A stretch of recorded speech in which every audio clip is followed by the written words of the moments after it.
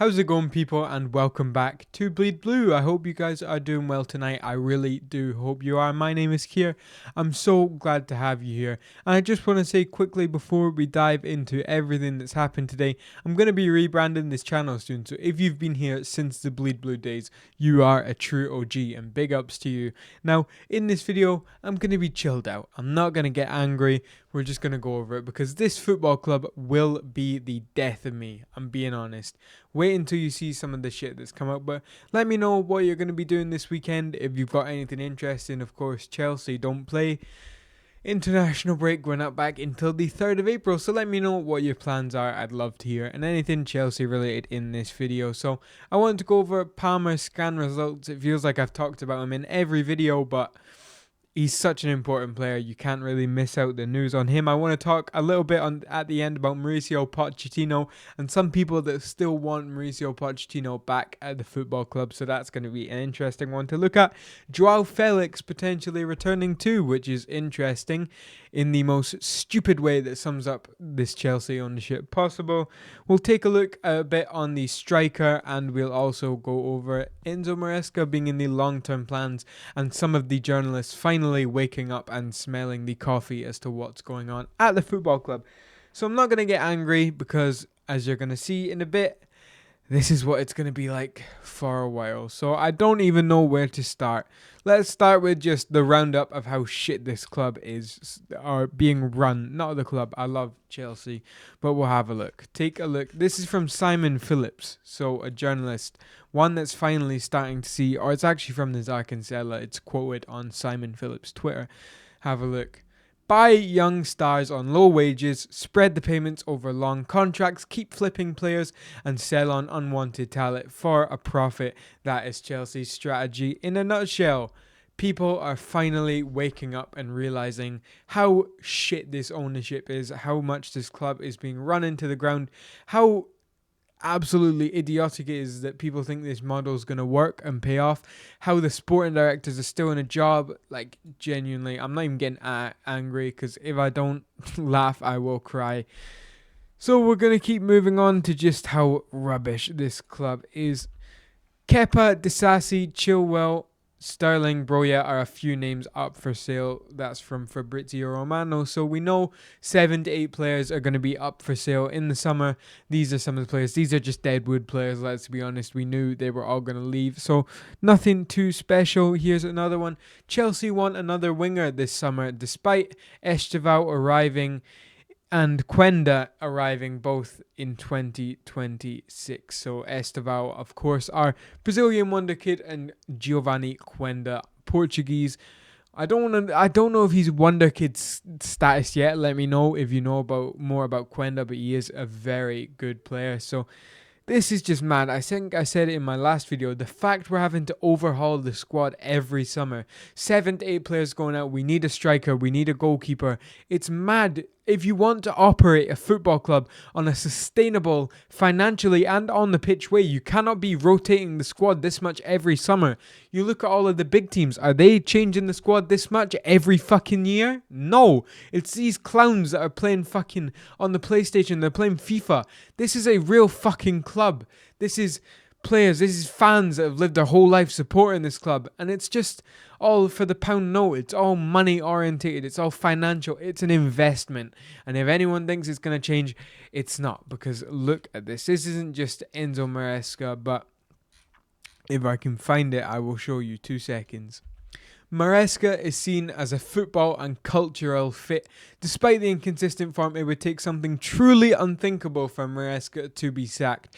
No Champions League or no Conference League win would very likely won't make a difference. Chelsea looking to judge Maresca between 2 and 5 years. So, people that still think things are going to change, it's not. Nothing's changing at this football club until the higher-ups change. God knows when. Hopefully they sell up. The fans need to keep protesting, keep being in voice, or else this is just going to be the theme. It's a bunch of losers at this club now. Although I've said it before, sacking the manager won't change anything on the pitch.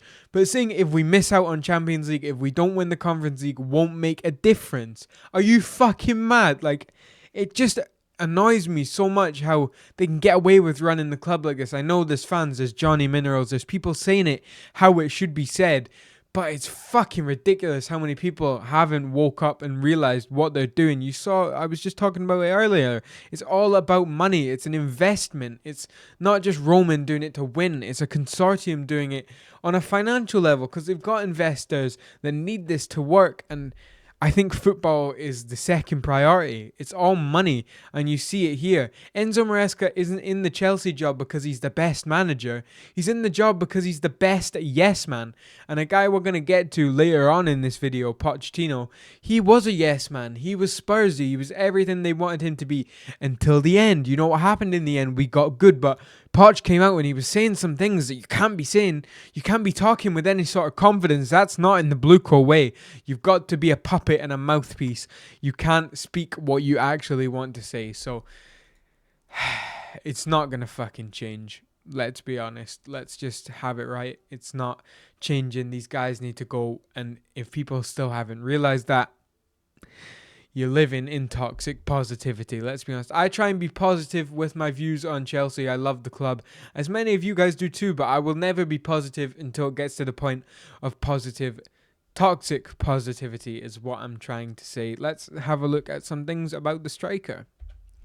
Victor Gyökeres is back on the Chelsea radar. Liam Delap and Sesko are relatively high in their thinking. And I'm also hearing Isak should he genuinely become available. Now, I just want to say, forget Gyökeres and forget Isak. I will guarantee you guys we're not going for any of them. You know why? Gyökeres is above the age bracket. He's not a teenager. He's not a pre-teen. You can't go for him. He's too old. Liam Delap and Sesko are the two. I think it's going to be Liam Delap, let's be honest. We're not getting Isak. This is just put out by the club to keep the fan base happy. Keep the fan base thinking there's a chance it's going to be Isak or Sesko. Let's be honest. Let's not fuck about here.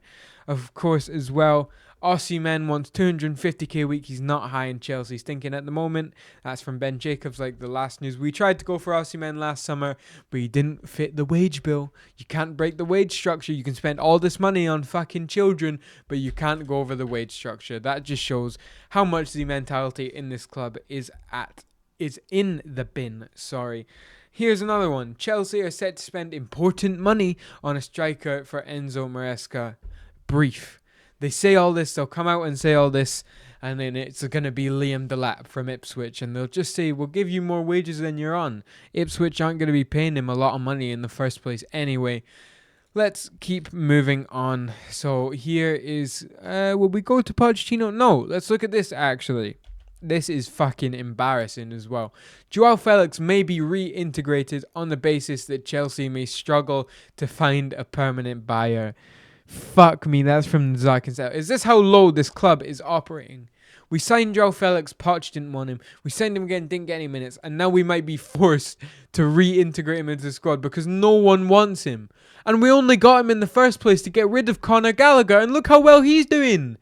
It's a fucking joke how this club is being run, and I'm sick of it. So many people are finally speaking up. It's ridiculous.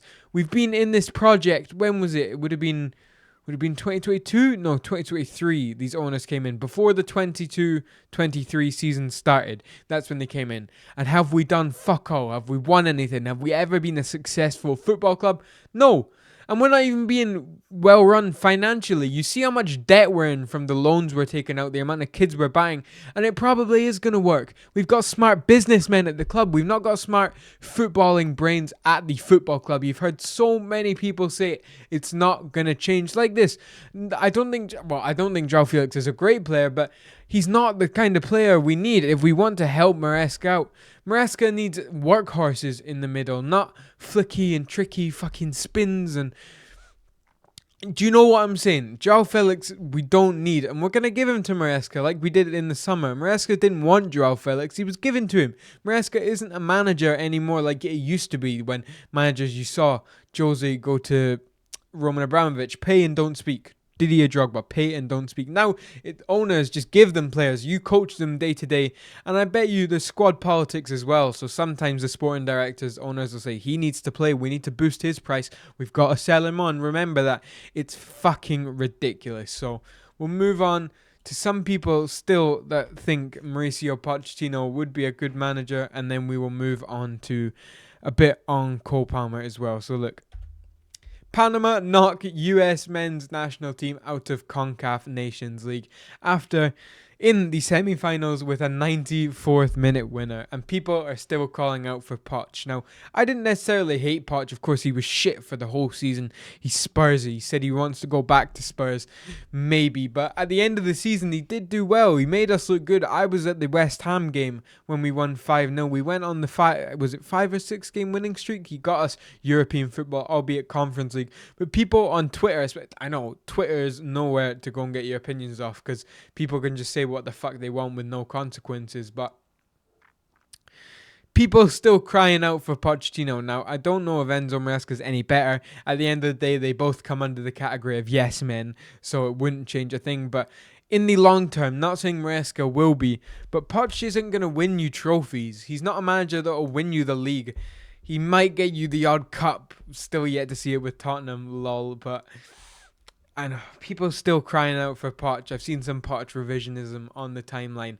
It's ridiculous. We'll move on to the last thing, which is a bit on.